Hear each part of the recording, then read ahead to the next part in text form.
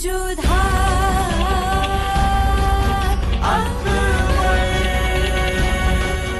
ये धारावाहिक किसी प्रकार की ऐतिहासिकता का दावा नहीं करता। तत्कालीन परिस्थितियों को दर्शाने के लिए आवश्यक और उचित नाटकीय रूपांतर किए गए हैं। ऐतिहासिक रूप से जोधाबाई के स्थान पर हरकाबाई, हीर कुंवर जैसे नाम इतिहास में प्रचलित हैं। ये धारावाहिक किसी भी सामाजिक परंपरा और पारिवारिक संबंधों का ऐतिहासिक दावा नहीं करता है। इसका उद्देश्य किसी भी समुदाय की भावनाओं को ठेस पहुंचाना नहीं है। शहनशाह का इकबाल बुलंद हो। आपने याद फरमाया शहनशाह। क्या तुमने राजा भारमल के तीनों बेटों को आजाद किया? अभी तक नहीं हुजूर। दरअसल हमने सोचा कि तुमने अब तक हमारे हुक्म की तामील नहीं की। अच्छी तरह जानते हो तुम कि हमने राजा भारमल को अपनी ज़बान दी है, तो क्या तुम्हारी सोच की कीमत हमारी ज़बान से ज्यादा है? इधर उधर क्या देख रहे हो? फौरन हमारे हुक्म की तामील हो। वो तीनों सांभर में हमारे सामने पेश होने चाहिए। माफी चाहते हैं हुजूर, आपके हुक्म की तामील होगी।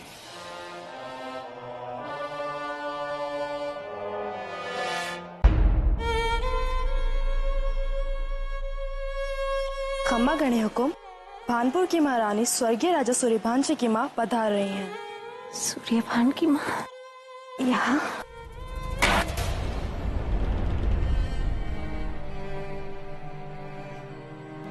खम्मा खम्मा रानी साहब, ये लाठियां देख रही हैं आप? इनके बीच अगर गर्दन दबा दी जाए तो तुरंत मृत्यु हो जाती है। हम समझे नहीं। जो राजा भारमल का विरोध करने आए थे उन्हें कोई अधिकार नहीं कि वो आमिर नरेश के ऊपर उंगली उठाएं, उन्हें सही और गलत समझाएं। लेकिन हमें है, क्योंकि हमने हमारा बेटा आमिर के लिए खोया है, हमारा सूर्यभान। जानती है, जब हमारे सामने हमारे बेटे का कटा हुआ सर आया था तो हम रोई नहीं, बल्कि हमारी छाती गर्व से चौड़ी हो गई थी। हमें गर्व था, हमने जन्मा है ऐसे बहादुर बेटे को, हमने। और आप कैसी राजरानी है, अपनी बेटी को मुगलों के घर भेजने का फैसला कर दिया।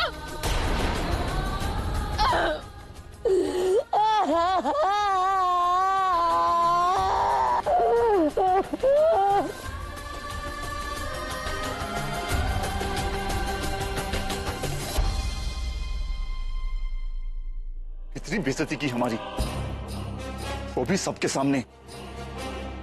आमिर पर हमला हमने किया, कब्जा हमने किया, उन तीनों भाइयों को कैद किया ताकि भारमल जलाल के खिलाफ खड़ा ना हो सके।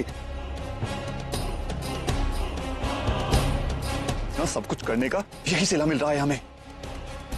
अस्सलाम वालेकुम। बक्सी बानो, आप यहाँ? जी, मेवात के रास्ते से महामंगा अजमेर जा रही थी तो हम सबको भी ले आई। हुजूर की थकान दूर करनी है तो एक बर्तन में गर्म पानी में नमक डाल के ले आई है। बहुत खूब। भाई जख्म देता है और बहन उस पर नमक छिड़कने की तैयारी करती है। भाईजान ने कुछ कह दिया क्या? कहा नहीं, तौहीन की है हमारी, वो भी सबके सामने। आपके भाईजान ये तक भूल गए कि सूबेदार होने के साथ साथ हम उनकी बहन के शौहर भी हैं। जिनसे रिश्ता तक नहीं जुड़ा उन लोगों के लिए उनकी बेइज्जती की जा रही है जो रिश्ते में उनके बहुत खास हैं। हम बात करते हैं उनसे। बस, अब यही कसर बाकी रह गई थी, एक औरत के दामन का सहारा ले। नामर्द नहीं है शरीफुद्दीन। अस्सलाम वालेकुम सूबेदार साहब। जी, वो हम ये पूछ रहे थे कि आप जोधा के तीनों भाइयों को वापस ले जा रहे हैं, लेकिन क्या उन तीनों भाइयों को पता है उनकी लाडली बहन शहनशाह के साथ निकाह कर रही है? हमसे क्या पूछती हैं? इनके भाईजान से पूछिए। उनके अलावा किसी और को सल्तनत के बारे में सोचने का हक है ही कहां? सूबेदार साहब, बात तो सुनिए।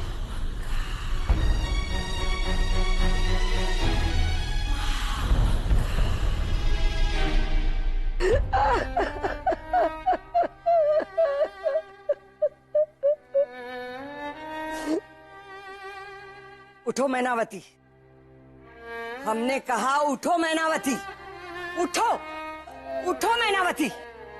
अतिथियों का आना जाना शुरू हो गया। हर हमारी बेटी का ब्याह है। ब्याह? आप इसे ब्याह कह दिए मासा? आप क्या चाहती है कि हम इस ब्याह में मंगल गीत गाए, खुशियां मनाए, मिठाइयां बांटे? नहीं मासा, नहीं, हमसे नहीं होगा ये सब।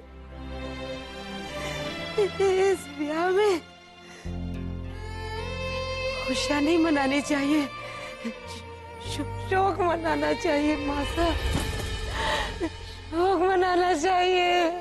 हम चाहती है वो राजा महाराजा सब हमें बधाई देने नहीं आए, हमारा मजाक उड़ाने आए, हमें ये जताने आए कि हमने अपनी बेटी का रिश्ता नहीं किया, उसका सौदा कर दिया है।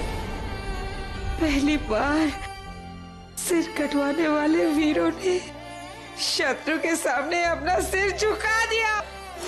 ना मैनावती, बताओ ना किसने कहा तुमसे कि तुम्हारा सर आज झुका हुआ है? तुम्हारा सर तो आज गर्व से उठा हुआ है मैनावती। आमेर के प्रजा का सर बचाने के लिए जो निर्णय हमारे बेटे ने लिया है बिल्कुल सही। हाँ। कैसे मासा? जलाल हमारा शत्रु है। जलाल हमारा शत्रु था, आमेर को हड़प करना चाहता था वो, लेकिन मैनावती हमारे आसपास के राजाओं को देखो, सबकी आंखों में आमेर पर कब्जा करने का सपना पल रहा था। जलाल को हम एक क्रूर मानते, अगर जलाल क्रूर होता तो समझौता और संबंध का रास्ता नहीं अपनाता, थाल में सजाकर विवाह का शगुन नहीं भेजता, वो हमारे बेटों का कटा हुआ सर बेचता। अगर ये सच है कि जोधा एक शत्रु के यहाँ जा रही है, तो मैनावती ये भी सच है कि जोधा शहंशाह की मलिका बनने जा रही। तुम्हें तो इस बात पर गर्व होना चाहिए, आंखों में आंसू नहीं अभिमान होना चाहिए, और दिखा दो दुनिया को कि तुम हिंदुस्तान के होने वाले शहंशाह की, होने वाली मलिका की मां।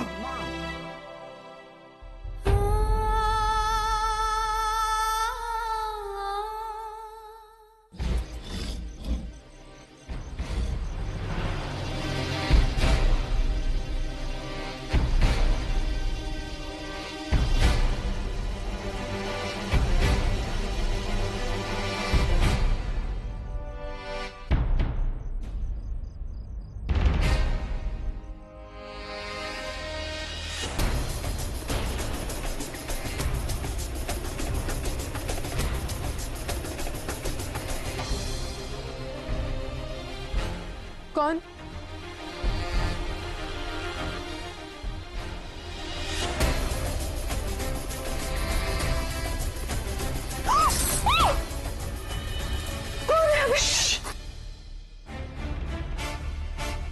हाँ, मैं जोधा।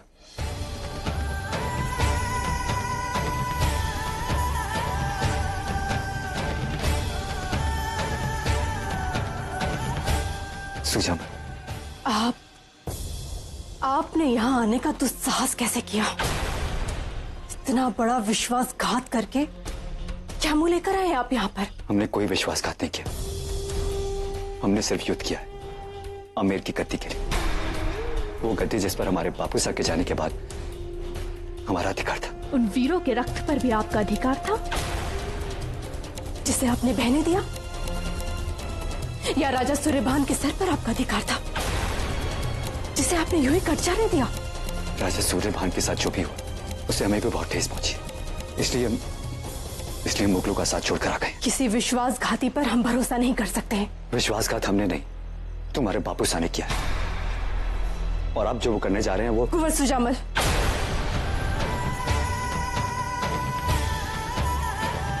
हम अपने बापू साहब के विरुद्ध एक शब्द नहीं सुन सकते। जो सच में द्रोह कर रहा है उसके विरुद्ध तुम कुछ नहीं सुन सकती।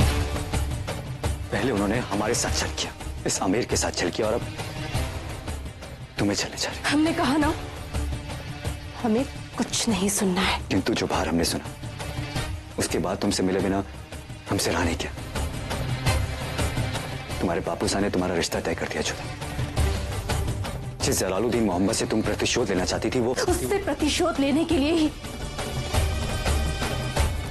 हमने ही बापू साहब को अपने विवाह की स्वीकृति दी है। जो कुछ भी हो रहा है हमारी इच्छा से ही हो रहा है। अब आप यहां से चले जाइए।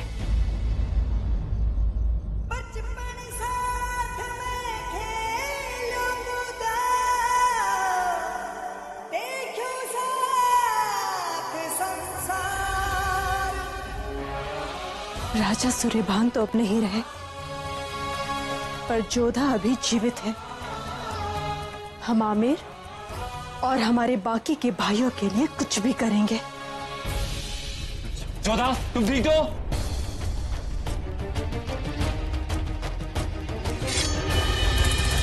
सूजामल,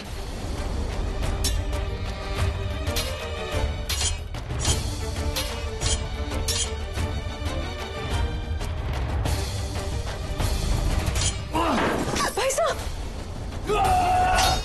पकड़ो इसे। जोधा, एक बार जाओ और जाके पूछो राजा भारमल से अपनी गद्दी बचाने के लिए वो किससे हाथ मिलाकर आए।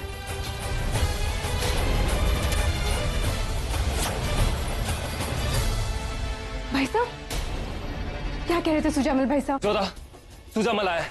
जरूर वो किसी सिपाही के साथ। भाई साहब, पहले आप हमें बताइए उनकी बातों का क्या अर्थ था? जोधा, सुजामल एक राजद्रोही है और तुम उसकी बात का भरोसा कर रही हो।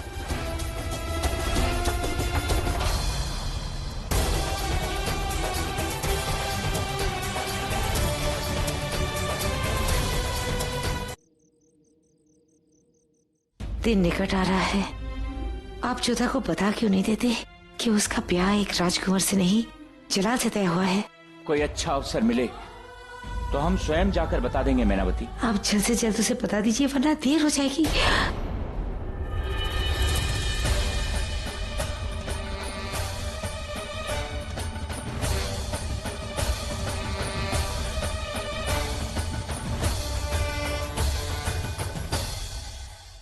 आओ जोधा, आओ। हम तुम्हारे ही गहनों की बात कर रहे थे। भगवान दास, ये तुम्हारे हाथ से रक्त कैसे? सुजामल आया था, उसकी तलवार छूकर निकल गई। वो यहाँ क्यों आया था और कैसे? गुप्त मार्ग से पहुंचा होगा। घर का भेदी लंका ढाए, लेकिन वो यहाँ आया ही क्यों? वो हमसे मिलने आए थे बापू साहब, किंतु हमने साफ कह दिया अब हम उनसे कभी नहीं मिलना चाहेंगे। आप ठीक थे बापू साहब, अब भाई साहब पहले जैसे नहीं रहे। आपके बारे में भी न जाने क्या भला बुरा कह रहे थे कि पूछना तुम्हारे बापू साहब से कि किसके साथ हाथ मिलाया है।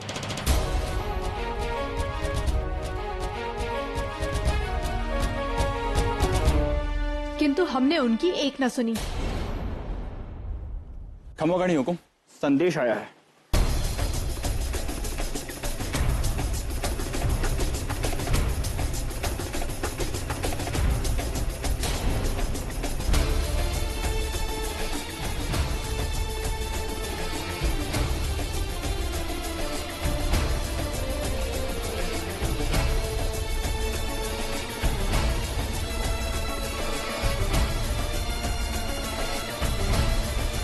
क्या लिखा है भारमल?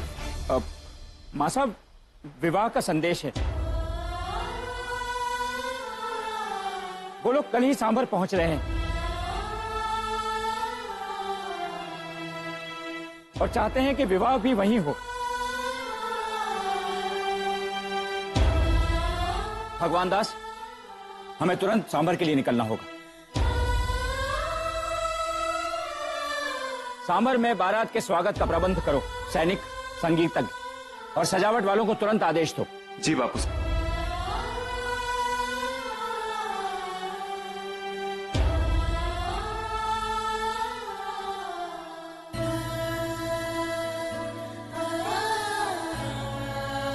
हम समझ गए मासा।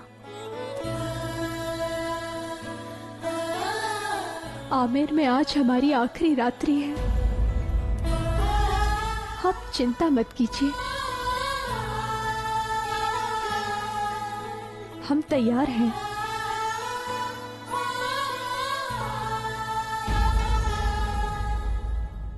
सारे इंतजामात मुकम्मल होने चाहिए। हम मानते हैं कि राजा लोग शहंशाह और जोधा के निकाह के लिए राजी है, लेकिन हमें यह बात नहीं भूलनी चाहिए कि राजा लोग हमारे दुश्मन हैं।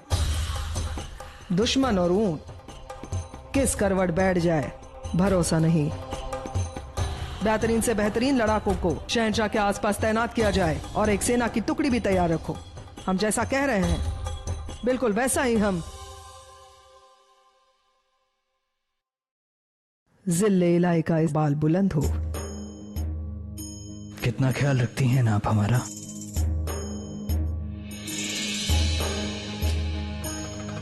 और भी बहुत लोग हैं जलाल जिन्हें आपका ख्याल है, लेकिन लगता है आप उन्हें भूल गए हैं। मतलब? सांबर में आप निकाह करने जा रहे हैं और आगरा में मल्लिका बेगम मरियम मकानी और आपकी बेगम रुकैया को इस बात की खबर तक नहीं पहुंचाई आपने। इसकी जरूरत क्या है बड़ी अम्मी? हम बस एक और निकाह ही तो कर रहे हैं। जब निकाह के बाद आगरा पहुंचेंगे तो सबको खुद ब खुद खबर हो जाएगी। हम भी देखना चाहेंगे कि हरम में एक राजकुमारी को देखकर मुगल बेगमों के चेहरे कैसे बदलते हैं।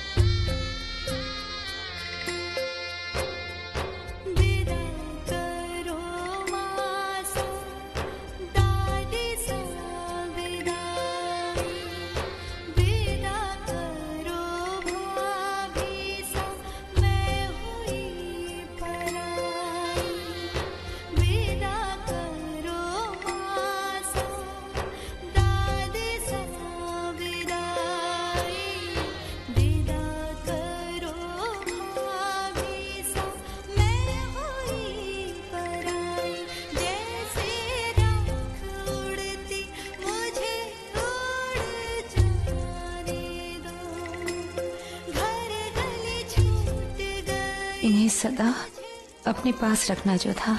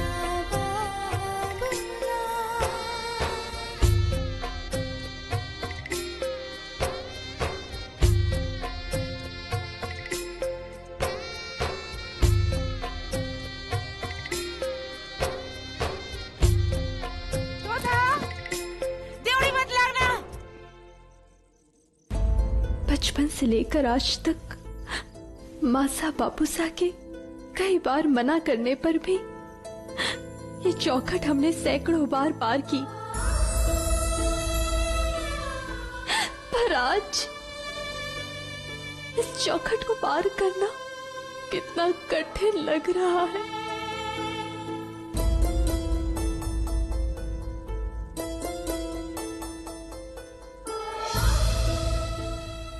हे माँ भवानी, अपनी कृपा हमारे आमेर पर, इस माटी पर और हमारे परिवार पर सदैव बनाए रखना।